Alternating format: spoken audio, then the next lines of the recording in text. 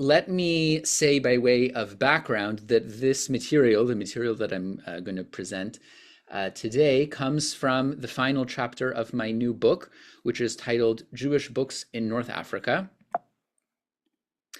Between the Early Modern and Modern Worlds, which is available from Indiana University Press. It was just published this summer.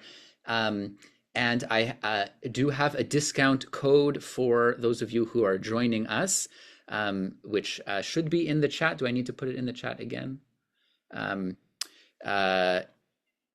that will give you 30% off for the book, and I'll show you here. You can get a hardcover or a paperback version. They're quite handsome, if I say so myself. And the book explores, as you see the table of contents here, the development of Jewish manuscript culture and scribal practice in early modern North Africa. Then the middle two chapters with how North African Jews engaged in and participated in European print culture. And finally, the development of Jewish printing in North Africa in the 19th century.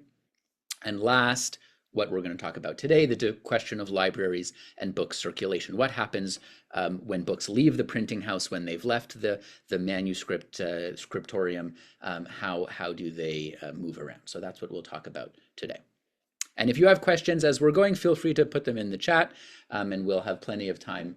My talk is just let's say 25, 30 minutes, and then we'll have plenty of time for questions afterwards. So I want to start with this manuscript. I'm sorry, I only have a microfilm. It's currently in the Jewish Theological Seminary Library in New York City, JTS manuscript 6063. It's a Kabbalistic treatise by the Sephardi scholar Joseph Alashkar, and this particular manuscript was copied in Tlemcen, which today is in Algeria, in 1529. But that is not really what interests us, or at least what interests me.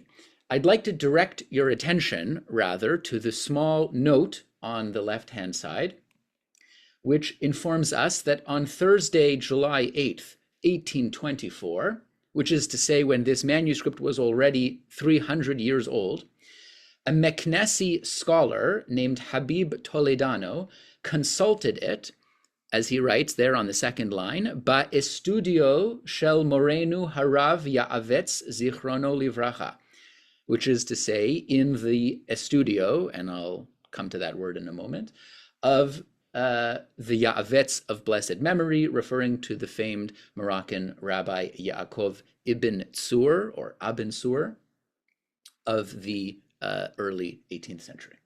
So the goal of this talk essentially is to understand this note. What does Habib Toledano mean when he says he found this book in the estudio of the Yaʻavetz? And what was it doing there? What was he doing there? And what does this tell us about the world of Sephardi and North African Jews in the early modern period? So, first, what is an estudio? This is a term used by North African Jews, primarily in Morocco and Algeria, in the 17th through 19th centuries, to refer to a scholar's book collection. It's an adapted borrowing from Spanish or Italian, estudio, right, like a studiolo, a study, emphasizing the library's role as a place of study. So, to give you one example, when the Algerian rabbi Yaakov Sasportas discussed the case of a widow in Salé, in Morocco, around 1660, who claimed possession of her husband's library. So there's a woman, her husband has died, there's a question of property, and she claims that she has been granted also possession of his books. Sasportas ruled in his tshuva that, and I quote now, if the books were held in the area of the house where she lived while her husband was alive, then indeed she can claim them as her inheritance since they were joint property. However, Sasportas continues, if the books were kept in that special place by the scholar who could regularly consult them there and learn Torah there without the widow having any use for that place, which we call in our vernacular, bala'az shalanu, the estudio, then she had no claim to them, to the books. So from its meaning as the special place where one went to consult books, the term came to refer, at least in North Africa, to the collection of books in that space itself.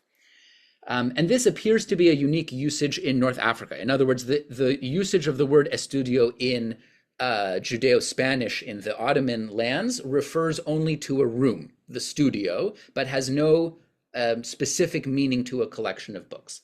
But in the North African usage, it appears closer to what we would call a library. An 18th century Moroccan rabbi, for example, wrote in an introduction to a book that he edited how the manuscript, quote, came to the city of Fez from Castile and was kept by the rabbis of the Serrero family among the other books of their estudio. In another example, a rabbi in Sefru, Moshe ben Hamu, wrote in a letter to his colleague in Fez around 1690, to ask his son Yoshua Serrero, quote, to please check in his library. And here he writes Be'al Estudio, so with the Arabic article, Bil Estudio, may God expand it, to see if he can find a copy of Masechet Nida, even if it is an old one. Please send it to me, for one of my students has borrowed mine. So he's looking for a copy of a book, and he asks the Serrero family to check Bel Estudio in their estudio. Yaʻaqov Ibn Tsur himself, and we'll come to Yaʻaqov Ibn Tsur in a moment, refers to his library as an estudio in several places in his letters and writings, including, for example, a 1713 letter to a rabbi in Sefru, describing how he had written a list of books, quote, in the library register, Bapinkas, while you were sitting with us in my estudio. So we could translate estudio as study or library, but neither quite capture for me the sense that the estudio represents a place of gathering and conversation, a place where books were not only present, but suspended in the networks of intellectual, commercial, and familial connections between people. So that's the estudio. Now the Abensur estudio specifically, but estudio shel Yaʻavetz. What was that? So I'm going to first give a little background to the family and then present and hopefully answer three questions. First, what was in this library? Second, how was it used? And third, what can we learn from it? So, Rabbi Yaʻaqov Ibn Tsur was born in 1673 in Meknes to a family of distinguished scholars of Iberian origin. So his father's name was Reuven, and we can trace the tree back a few more generations.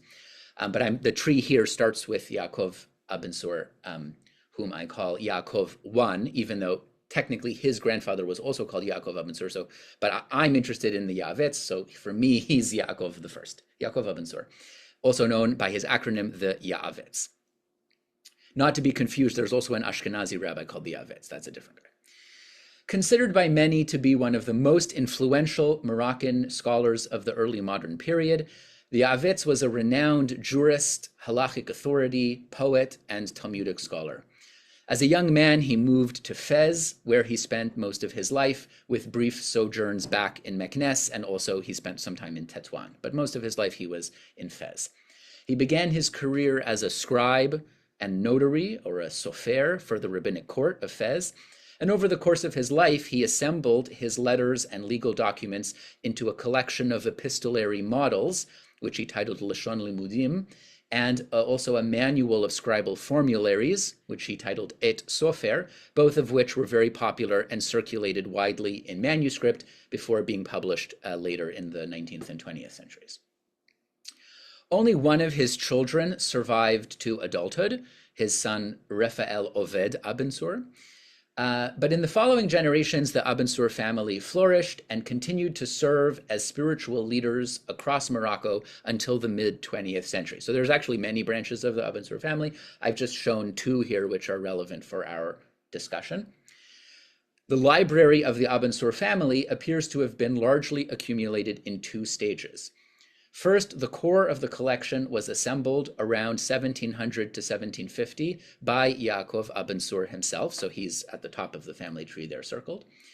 It then seems to have been essentially preserved in the family in Fez for the next century, and then was actively reorganized, as we'll see later, in the second half of the 19th century by the Yaāvetz's great-great-grandson, Shlomo Eliyahu Abensur, who's circled on the left, and then a few decades later by his cousins, meaning Shlomo Eliyahu's cousins, Shlomo and Raphael Abensur, who are circled there on the right.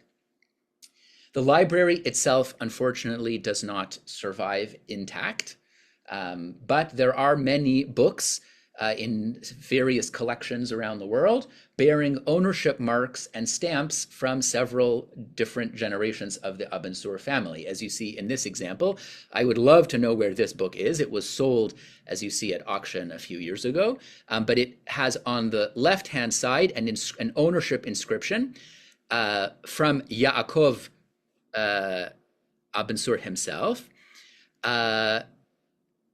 So he says here that he purchased the book from a colleague of his named Mimun Aflalo.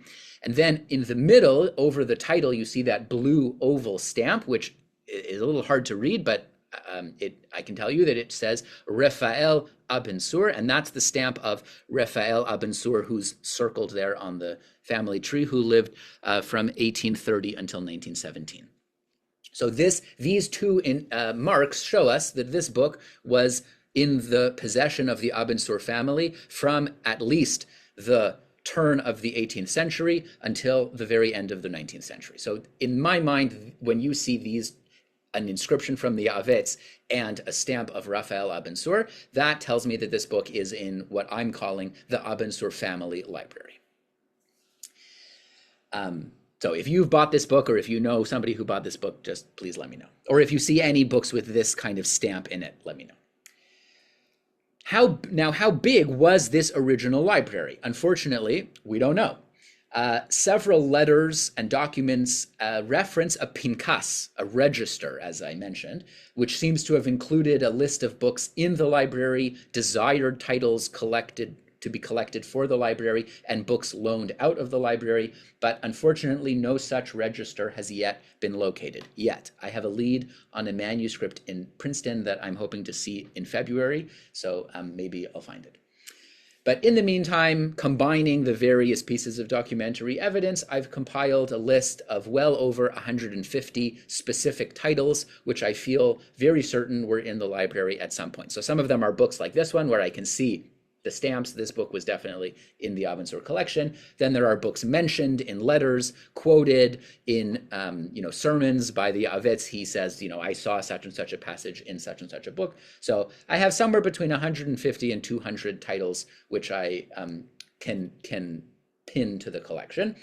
This is a conservative estimate that represents only the very lower limit of the library and probably a quarter or less of its true size. For comparison, the Moroccan scholar Yosef Messas recalled his visits in the early 20th century to the library of the Serrero family in Fez, another very important rabbinic family, which he claimed contained 2,400 books in both manuscript and print. And even if that report is exaggerated, we have documentation of other large Maghrebi rabbinic libraries comprising between 1,500 and 3,000 volumes. And these are all the citations are in my book in that final chapter. So it seems likely that the same is true for the Abensur family library, in which case we are left with a record of barely a tenth of its original size. So the 200 books that we can trace to the library represent probably a small portion of its original contents. Now, where did the books come from? Some of the oldest books in the collection were inherited from the Yaāvetz's ancestors. Some were possibly even carried from Spain by their oldest known patriarch, according to family legend, a 15th century Iberian scholar named Moshe Avraham Abensur. Other books, in other words, there are medieval manuscripts in the collection which may well have come from Iberia and taken to North Africa by the Abensurs themselves. Other books were added to the family library over the course of the 16th and 17th centuries. In a copy of the Mishnah, for example, printed in Riva di Trento in 1559, the Yavetz inscribed on its flyleaf that it was, quote, purchased by my father, Reuven of blessed memory, here in Fez in 1683. The Yavetz also owned a manuscript autograph codex of his father's sermons written before his father's premature death in 1684. So again, mid-1600s. Yaakov was already involved in the world of books himself as a sofer at a very young age, starting with a manuscript of Minchat Yehuda by Yehuda ibn Attar that the Yavetz copied at the age of 14 in 1687. And that manuscript, I'm not sure if it's extant, but we have copies of that manuscript with the colophon. So copying manuscripts continued to serve the Yavetz throughout his life as a tool for expanding his library, a tendency no doubt strengthened by his own work as a scribe. In 1693, the Yavetz copied a collection of the takanot, or the ordinances, of the Castilian exiles in Fez, explaining, quote, that since the Lord has brought into my hands these booklets, kuntrasim, of the takanot of the sages of the exiles from Castile, and little by little I saw that they were lost to the ravages of time, I spurred myself to copy them all into a new book on fine and strong paper in clear script so that they may last for many more years. And that copy was then again copied into other copies and eventually printed. In 1719, the Yavetz wrote, and this is what you see here on the left, that he had not brought his copy of a certain book when he moved to Meknes, but had left it with the majority, quote, with the majority of my books, ba'estudio sheli, in my estudio, in my library in Fez, and therefore he had written out this copy to use in his time of need. He also commissioned manuscripts specifically for his own use. On the left, you see a letter that he wrote to a colleague in Tunis, giving detailed instructions for copies that he requested of Kabbalistic works, including asking for the names and the family lineage of the scribes so that he may know how to write to them appropriately, and which among the scribes of the city his colleague felt was most suitable and qualified to copy them. And as he says, I apologize for burdening you with all these requests, but before you answer me, please reread this letter carefully so that, before you ask me, please see per my previous email that I've already explained these things. And he concludes, if you approve, you may ask of other matters which I have not instructed, and thus I will know that I have found favor in your eyes. And this is gives us a portrait of someone who cares very deeply about books, about obtaining as many books as he can get his hands on, and as much as possible controlling the quality of the books, both in their content and in their material form. And this letter is also analyzed at length in my book in chapter 2. So many books were copied for the Yavetz and for the library, but it was especially printed books, both new and old, that the Yavetz collected in the words of one scholar, an almost obsessive fashion. Many of his surviving books are marked with notations indicating that he had acquired them from the estate, from the izavon in Hebrew, of other scholars or from the inheritors of a deceased colleague. So for example, on the left, you see this is an incunable printed in Portugal around 1495. And unfortunately, the owner's name is very difficult to read because of this blot. So the top line says, Zot nachalat eved Hashem me'izavon something. So this is the inheritance that someone inherited from somebody, and then underneath, Kenitiv me'izavon nechdo, I purchased it from the estate of his grandson, Ani Yaʻaqov Ibn Tsur, I, Yaʻaqov Abensur. So again, so this book, again, was, when Yaakov bought it, it was already at least already at least 200 years old. The Yavetz also regularly asked colleagues to acquire books for him in other regions, and thus obtained numerous books from other parts of Morocco, from Algeria, Tunisia, Egypt, and especially from Ottoman Palestine.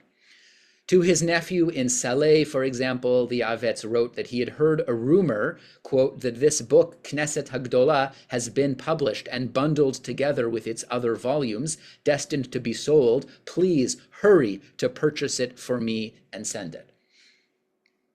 The movement of traveling emissaries, Shadarim, the emissaries of the Holy Land, was a primary network for the circulation of books from Europe and the Eastern Mediterranean into North Africa. And this is true for many North African scholars. You see on the right here a letter from a Shadar from Jerusalem, an emissary named Yom Tov Crispo, who described his search for books on behalf of Yaʿaqov Ibn Tsur. He writes to him saying, I am now on my way to Alexandria from Tunis, one leg on land and one leg in the sea. From my great desire to serve your holy mission, I have been searching for books since I passed through Algiers, though I did not find any there. But just now, God brought to my hands the responsa of Yoel Sirkis and also the book Ginat Vradim of Avraham Halevi, and I purchased both of them for you for 2.5 rial. They should reach you by the hand of the emissary Chaim Yaakov. With God's help, I will send whatever other books come to my hands through other trustworthy travelers, right? So Yaakov Ibn Tsur has given the mission to this Shadar. Wherever he goes, if he sees books for sale, just purchase them, send them along to Fez, and Ibn Tsur will reimburse him.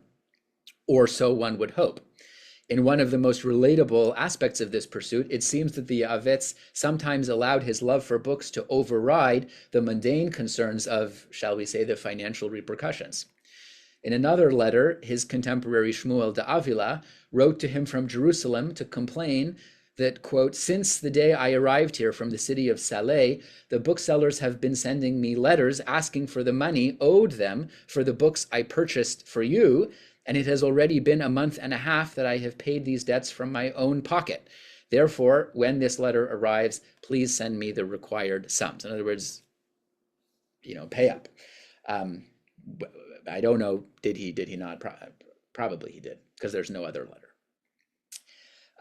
In another letter to yet another Shadar, a guy named Moshe Yisrael, the Avetz described how he had sent some money for books in a letter to his colleague Baruch Toledano, but Toledano had recently died. So the Avetz wrote to Yisrael saying, quote, since this money was sent for the performance of a commandment, namely the buying of books, and especially since these books are not to be found in all the Maghreb, therefore, when you reach Egypt, you may open the letter that I sent addressed to Baruch Toledano and take the money in it and use it to buy for me the books described. All of this goes to show the immense devotion that Yaakov Ibn Tsur had for amassing his renowned estudio. Now, let's turn to see how it was used.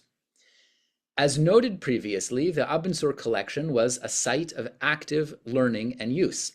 Many of the surviving Abensur books contain extensive annotations, often from multiple generations of users.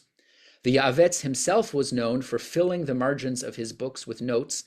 In one Haskama to a printed book that he wrote, he begged the printers, quote, not to print books on weak and soft paper, such that when one comes to write in pen or to add some note on the book in ink, the ink spreads out in all directions and bleeds to the other side.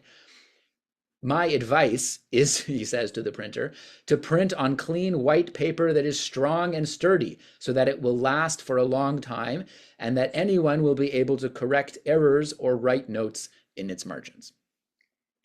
The Avetz also prepared freestanding indices to many of his books, and at least one such manuscript has survived that I've seen, comprising his index to Midrash Shmuel de Useida's commentary on Pirkei Avot, which was printed in Venice in 1585, and you see the index so he's gone through the book, noted the topics, and then written an index that he could bind with the book or keep separately. In another case, the Avetz inserted a blank quire in the beginning of a manuscript book to make an index for his reference, explaining, quote, that these notes relate to the manuscript that I own, copied by the scholar Yosef Capison of blessed memory, but I do not dare to write my own notes in the margins of that book, since I feel myself to be insufficiently learned in these serious and holy matters. So therefore he's adding extra paper to copy his notes separately because he doesn't want to go in the margins.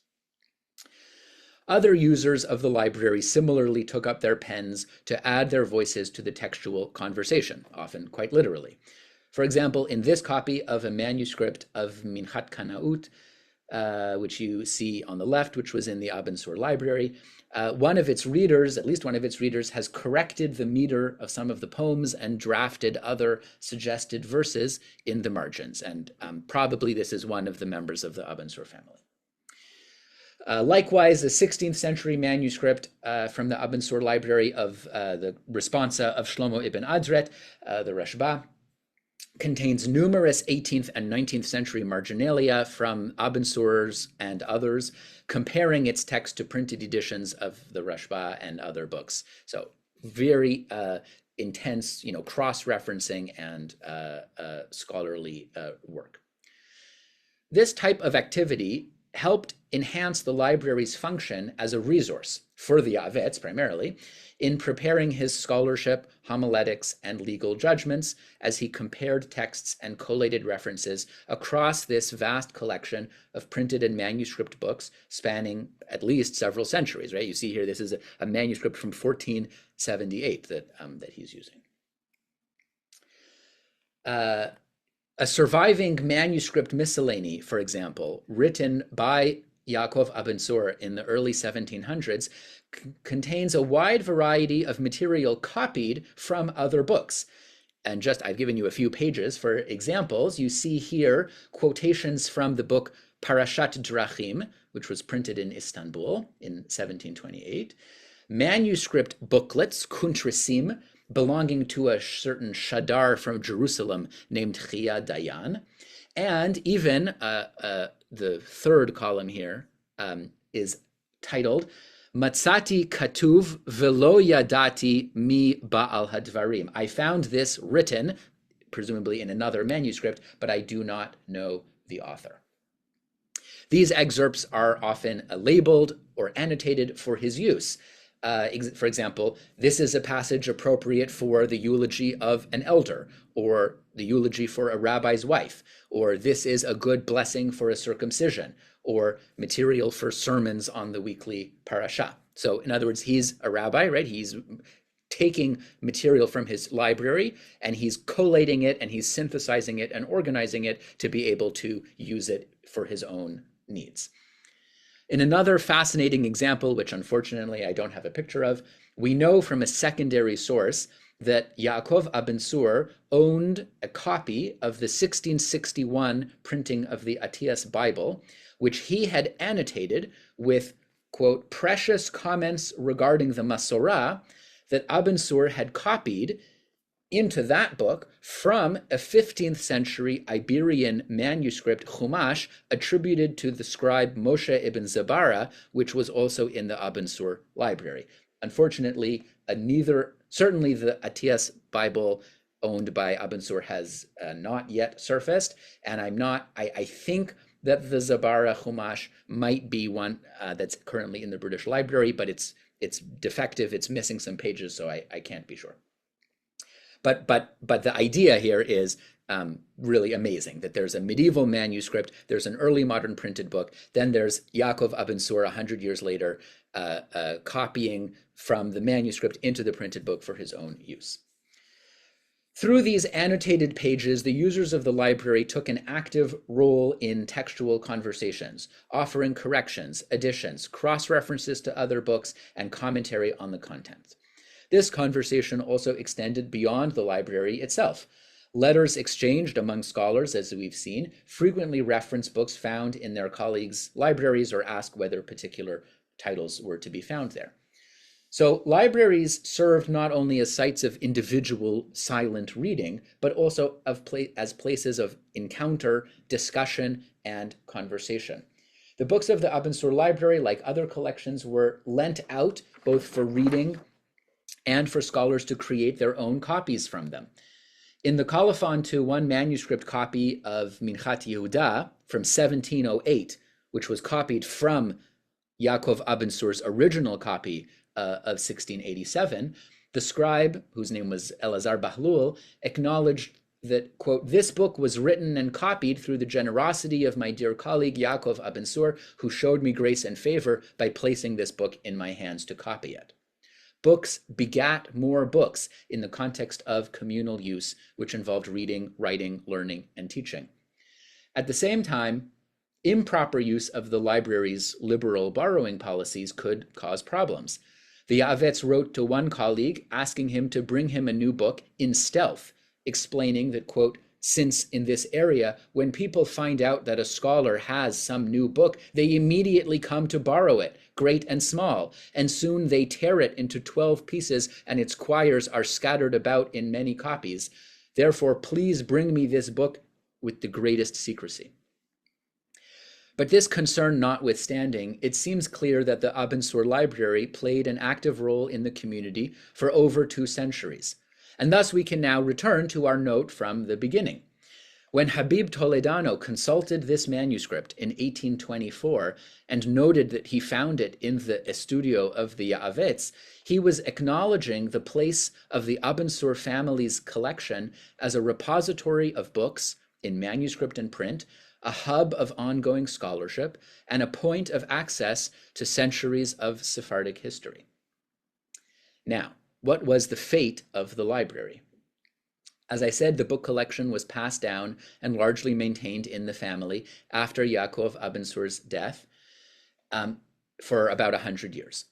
In the mid-19th century, it was expanded and updated with the acquisition of many new books acquired largely from Jerusalem, including modern books of Hebrew science and geography. We know, for example, that they acquired a copy of Pinchas Eliyahu Horowitz's scientific encyclopedia Sefer Habrit, which was published in 1797, but also many of the latest printings of halachic responsa and biblical commentaries published in the Ottoman Empire.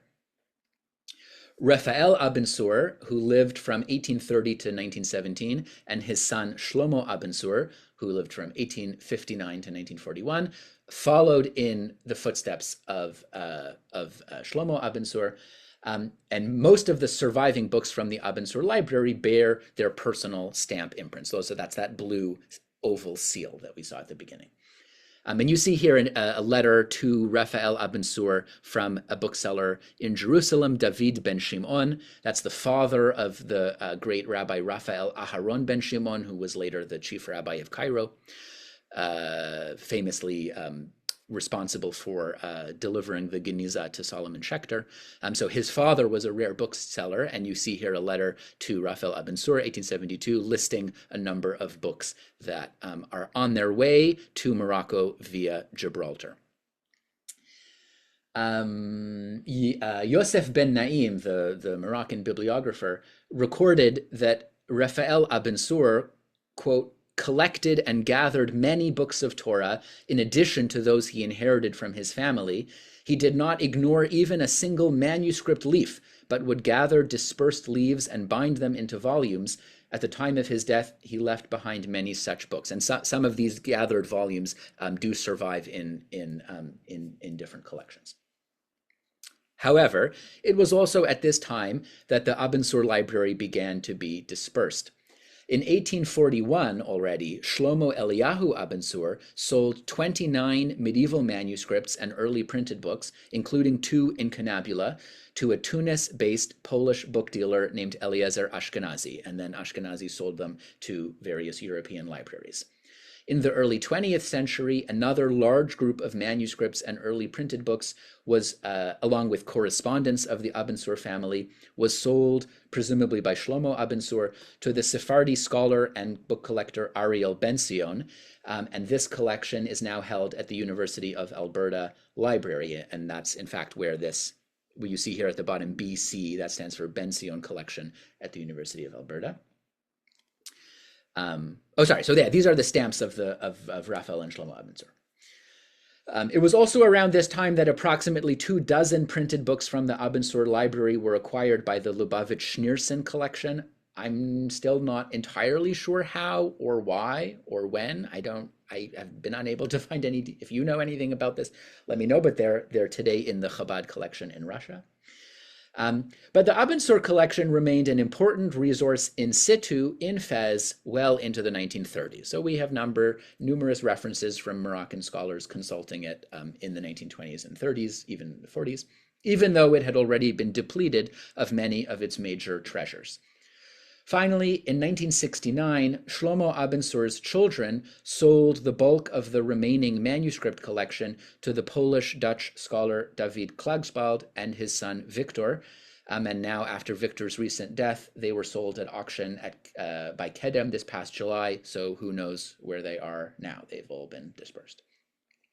The remainder of the printed books of the Abensur library seem to have been variously handed over to private hands, distributed among various family members, and sold to collectors. Printed books from the Abensur library, as you can see, are found in all kinds of collections and continue to surface at bookstores and online auctions. Just to give you one example, as you see here, this was sold just in 2023 by Royal Auctions for a whopping $4,000. And this is, again, a copy of a 16th century printing that has an inscription from Yaʿaqov Abensur himself and the stamp of it's sort of hard to see, but at the bottom there, under where it says Venezia, there's the blue stamp of Raphael Abensur from the early 20th century. So again, if you bought this, please reach out to me. I'd love to come see it. What can we conclude from this survey of a lost library? For over 2 centuries, the estudio of the Abensurs had been a meeting place for rabbis and scholars, students and teachers, scribes and booksellers. Bringing together books from across the Jewish world, from medieval manuscripts to the latest printed volumes, it provided a space where books were collected, interpreted, and produced. It is particularly instructive to compare the Abensur library with one of his Muslim neighbors. And this, we happen to have a book list from a man named Mohammed ben Abdessalem Benani, who lived in Fez from 1671 to 1750. The list, which was published several years ago, represents a private library established by a Moroccan family of Islamic scholars in Fez over 3 generations. It is both analogous and exactly contemporary to the library of Yaʿaqov Ibn who also lived from almost exact 1673 to 1753. In addition to the list itself, a portion of the actual books survive in the Qarawiyyin library in Fez. The books are all in manuscript. Most were acquired in Morocco, others were acquired in Egypt and Mecca, and some were even copied by members of the Benani family themselves. The Abensur collection thus shares some similarities with the Benani library: the importance of family inheritance, the centrality of exegesis and religious law, and the continued vitality of manuscript copying as a source of books. But there are significant differences between the Abensur library and the Benani library. The Abensur library was much larger, probably by a factor of 10 or even 20 times, and it was much more diverse.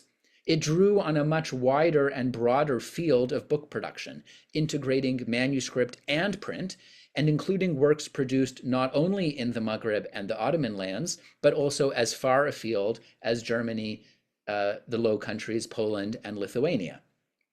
Its collected holdings of 5 centuries of Jewish textual creativity in biblical and Talmudic exegesis, halachic literature, and philosophy and Kabbalah served for generations as a symbol of Sephardi and Maghrebi spiritual authority, giving particular pride of place to the unique heritage of Moroccan Jewry.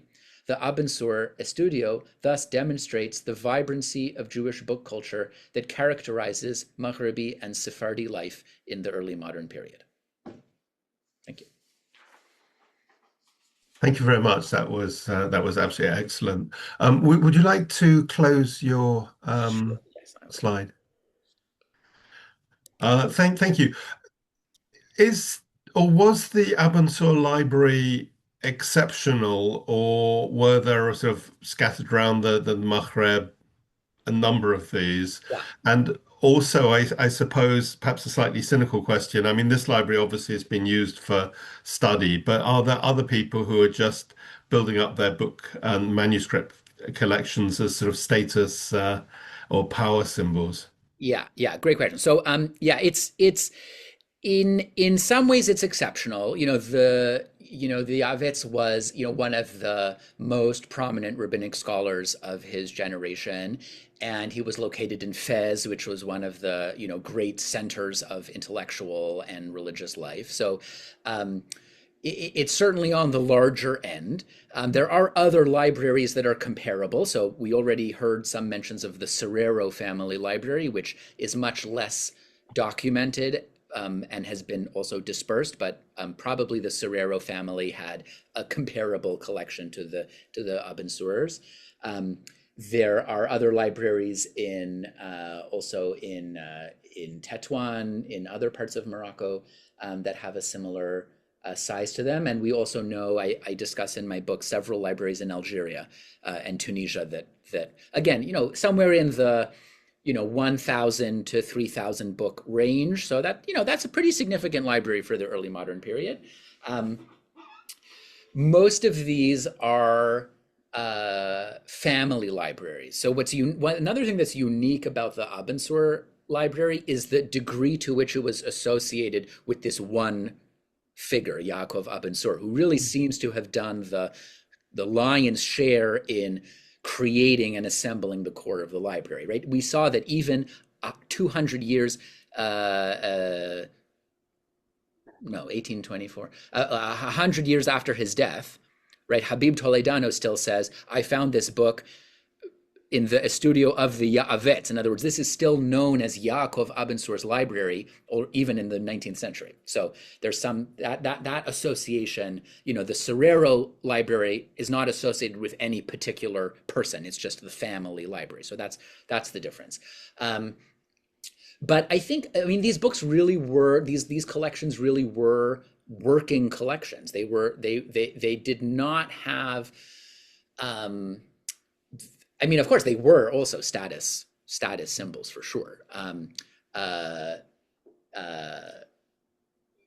The size, the prominence, and especially, I think the one thing about them that does indicate the level of prestige is the high number of medieval manuscripts and incunable books from Iberia. Because for many of these families, the Serrero family, the Sarfati family, the Abensur family, right, the genealogical descent from the exiles of Iberia is one of the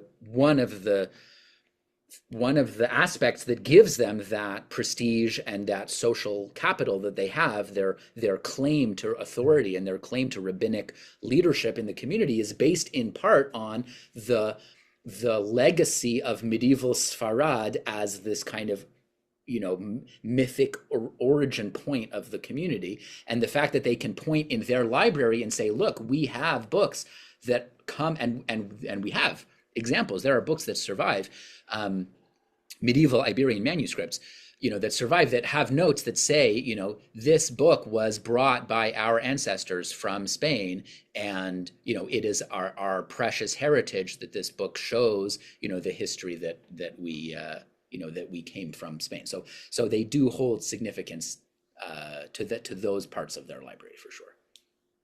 Are they operating within a sort of closed Sephardic system, or are there sort of Ashkenazi books sort of seeping down from Poland or wherever? There are a few. I mean, I said that. So, for example, the Shadar that the Avets is corresponding with. What's his name? Which one is it? Here, Crispo, right? He says, I bought, the Responsa of Yoel Sirkis. That's an Ashkenazi book, right? That he's buying in. So Jerusalem, Constantinople, the Mediterranean, and also Gibraltar. These kind of in between places are sites. Italy, sites where Ashkenazi books and Sephardi books are kind of both entering the Mediterranean ecosystem, and then they're getting spread around. But primarily for the Yaavets, like for the 18th century, as far as I can see, I would say 80%, of his books belong to the Sephardi, specifically to North Africa, or the Sephardi diaspora more largely in the Mediterranean or medieval Sfarad.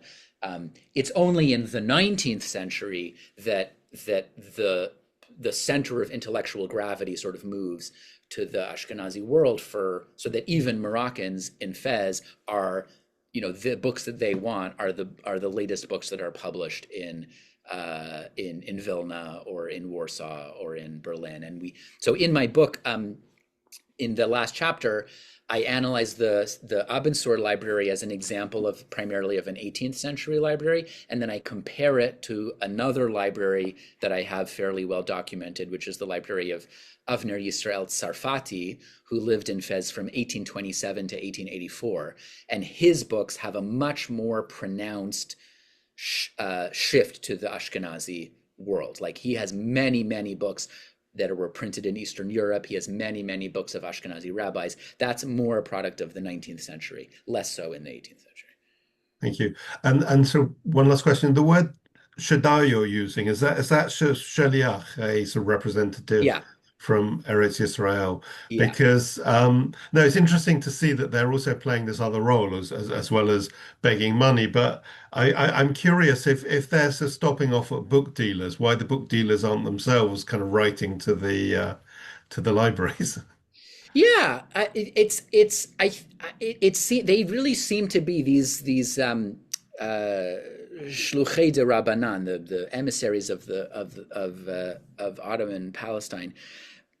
They really seem to be the nodes, because they're the ones who are really moving around between Jerusalem, Cairo, Tunis, Alexandria, Venice, Morocco. Why Yaakov Abensur himself is not writing to booksellers in Jerusalem? It's a good question. I guess one thought, I don't know, but I would posit that we may actually be, if we're thinking about book selling as a profession, we might be a little anachronistic. Again, for the 18th century, I'm not sure that, in other words, I'm not sure that these, in the 1720s, when these shlichim are buying books for Abensur, I'm not sure that they're buying them like in a bookstore. I think they're really just buying them sort of from wherever they can find. Like, if there's, they land somewhere and they say, like, hey, does anybody have books they want to sell? One thing that's interesting is they're certainly not buying them from the publishers, right? There's no, in this period, most bookstores were attached to printing establishments, right? So if you're you're printing in Livorno, or you're printing in Amsterdam, or you're printing in even in Istanbul, if you want like a big stock of books, that's where you'd go. You'd go to the printer or a book binder, and that's where they have all of the books in stock. And that doesn't seem to be what they're doing here. It's much more a kind of word of mouth, happenstance, haphazard process of wherever somebody can find books, they pick up a copy here, a copy there, and then they send them around. You're right. It seems to be a much more inefficient system, but that's what we see from the evidence. Right. Thank you, Ton. You mentioned that Yaakov Abensur ordered books from Jerusalem. I assume that Jerusalem acted as a through station for books, but maybe have you ever seen books printed in Jerusalem, 18th century?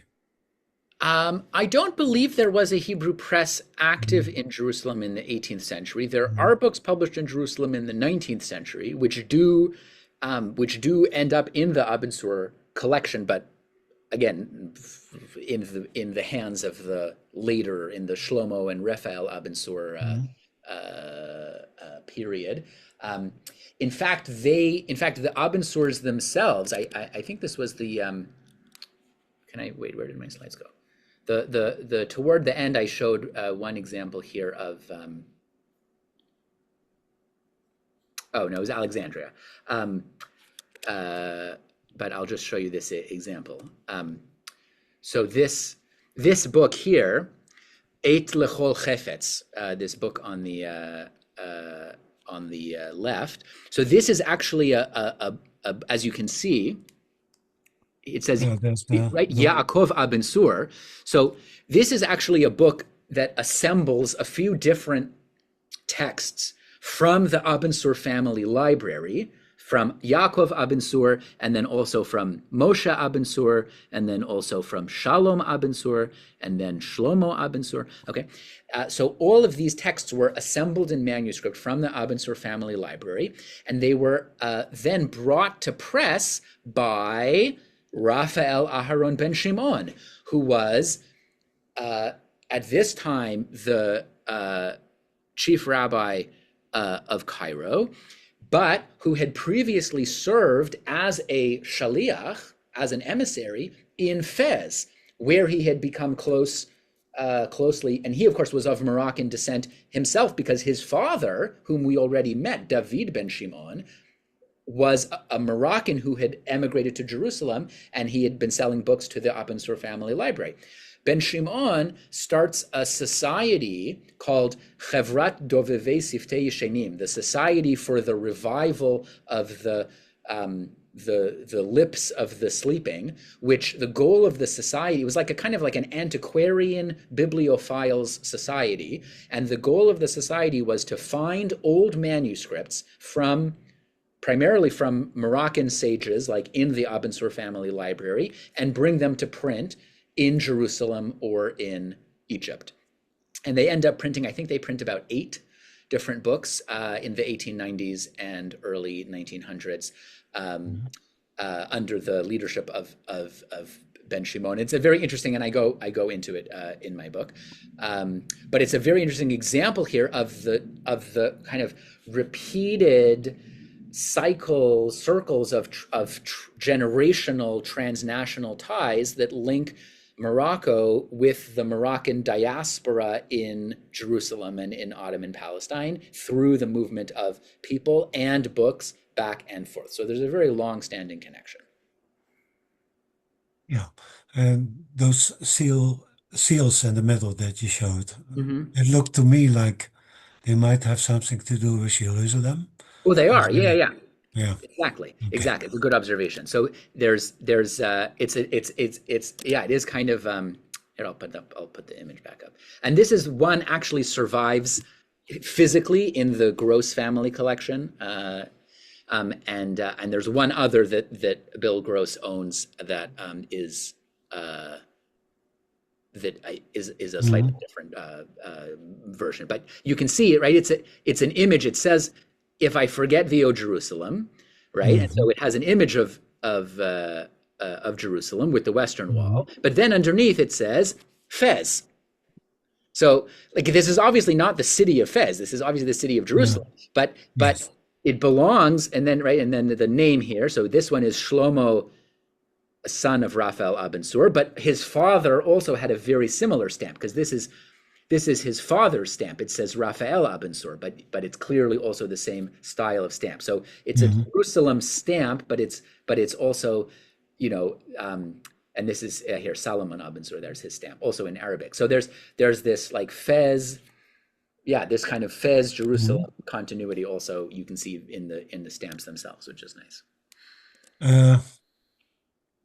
Did the family Abensur have connections with Eschaim in Amsterdam, maybe with London, maybe with the New World, or is it all Mediterranean? It's pretty Mediterranean. It's pretty Mediterranean focused, certainly in terms of their personal networks. Like the emissaries that they are writing back and forth to are all Ottoman Sephardim from or Italians. Of course, they own books printed in Amsterdam, But Hmm. did they buy? I mean, I think those are books that probably like made their way from Amsterdam Hmm. to Italy and then from Italy to Palestine. And like, in other words, I don't think they were ever in contact directly with Hmm. Amsterdam. Certainly not London. Again, in the 18th century. Um, or the New World. Yeah, there it's a very Mediterranean centered Hmm. kind of world. Of course, that's not universally true. I'm just speaking about the Abensurs. Like as I've shown in other work, for example, I wrote an article, as you know, about an Algerian rabbi, Meir Crescas, who takes a manuscript to be printed right around this time, 1730, 1720s, 1730s. He goes from Algeria. He wants to print a manuscript. He goes from Algeria to Tunis, from Tunis to Istanbul, from Istanbul to Livorno, from Livorno to Venice, from Venice to uh, France, to Bordeaux, to Bayonne, from Bayonne to Hamburg, from Hamburg to Amsterdam, from Amsterdam to London, and then from London back to Amsterdam. And there it's printed. This is the Sefer HaTeshbetz, which is printed in Amsterdam in 1738. But yeah, he made it all the way to London. So yeah, Hmm. Maghrebi Jews, North African Jews, certainly did make it to London. But specifically the Abensurs, they were there. There is also something of a distinction here, I think, between the coastal regions, like the ports, Hmm. which are much more networked into global movement. Yeah. The Abensurs are in Fez. Fez is very far inland. So they're one step removed. The rabbis in Fez, are in contact with the rabbis in Saleh and Tetuan and Tunis and the other port cities. And those rabbis might be in touch with other port cities, Livorno, and maybe even as far as Hmm. Amsterdam. But from Fez itself, they're much more. Um, I mean, I don't want to say provincial because they are quite well connected, but there is something of Fez being something more isolated in its immediate circles. Hmm. They're not port Jews in Fez. They really have a much more restricted Yeah. circle. Uh, Last question for me. What are you working on now? Oh, what am I working on now? So the book is out. It's been out for 6 months now, so everybody can feel free to enjoy it. And I'm now taking a break from North Africa and moving to the other side of the Mediterranean. And I'm working now on a book about Hebrew printing in the Ottoman Empire in 16th century Constantinople. So I'm also moving a little bit backwards in time, but I'm still very interested in many of the same questions about materiality, about the movement of books, about the social world of book production. So I'm writing a micro history of the Ibn Nachmias press, which printed Hebrew books in Istanbul from 1493 until 1530, and I'm attempting to uh, catalog every book that they printed and try to understand as much as I can about how they were operating their press and what they were printing and how they were adjusting. This is the first generation after the expulsion from Spain, so there's this immense dislocation and trauma and upheaval that they're trying to work through what that means. And one of the ways that they work through it is through the adoption of this new technology of printing. They establish this press and they print an enormous amount of books. They're actually in the 16th century. They are second only to Venice in terms of the number of books that they produce. So it's an immense operation. Very very interesting book. So I'm very deep now in the world of 16th century Hmm. Constantinople, and that hopefully will become a book itself. Maybe 2027 now, maybe 2020. Certainly not. I was hoping for 2026. It's not going to happen. So, uh, Hmm. but stay tuned for that next project. That was it for me. David, any questions in chat or Any remarks? Um, Not that I can see. Bob says you've done excellent work. Um, no, we've already gone over an hour. Perhaps I All can right. just end on quite a frivolous question. What's the most improbable place that one of these books or manuscripts has turned up? Well, I have to say Alberta is really the I was so surprised that like it's not just one book. There's an entire collection of Sephardic material at the University of Alberta in Calgary, and I was like, why? Where did this come from? So, but then I understood. Basically, what happened was, so there was this Sephardi scholar named Ariel Ben-Sion in the early 20th century, and he went around. He worked for the Zionist agency at one point, and did some other Jewish philanthropic things. So he traveled very widely through different Jewish communities. And in the 1920s, he went through Morocco. And so it seems that at that point, when he went through Morocco, he ended up acquiring a very large collection of material from the Abensur family library. Correspondence, letters from the 18th and 19th centuries, manuscripts, printed books, all kinds of things. And then he owned it, and then when he died, it went to his widow, I think his second wife, and she ended up moving to Canada. And so then when she died, like in the 1970s, somehow her collection got put up for sale, and a librarian at the University of Alberta saw it was advertised in like the Canadian Booksellers Almanac for 1973, and a librarian at the University of Alberta saw it and thought this would be a collection that would really enhance our library, and managed to put in a bid and acquire it. And then they had it cataloged, and there's a beautiful catalog that was produced. See, now we're in my library. Where is it? I think it's actually on the shelf in the other room. But there's a beautiful catalog of the Ariel Ben-Sion collection of Sephardic manuscripts at the University of. It's a completely underutilized resource. So if anybody's interested in research, I really strongly encourage you to go check it out. It's quite a marvelous collection out there. And the librarian said nobody's ever come to see it, so please come see it. So. It's a great collection. So you never know where Sephardic history turns up. That's the truth. Everywhere. Yeah, Alberta does seem quite improbable, but thank you very much. It's been absolutely fascinating talk, and really useful, and so insights that we didn't have before. Ton, do you want to close the meeting? Okay. This was Sephardic World, brought to you by the Sephardic Genealogical Society. As always, we thank our patrons who make all of this possible, and above all, we thank Noam Sienna for a lively talk, for his enthusiasm, and for his questions. Did you see this book somewhere around? Please inform me. Please do. Yes, thank you So, so much. Thank you all for joining. thank you. And we'll see each other again in 2 weeks' time. David.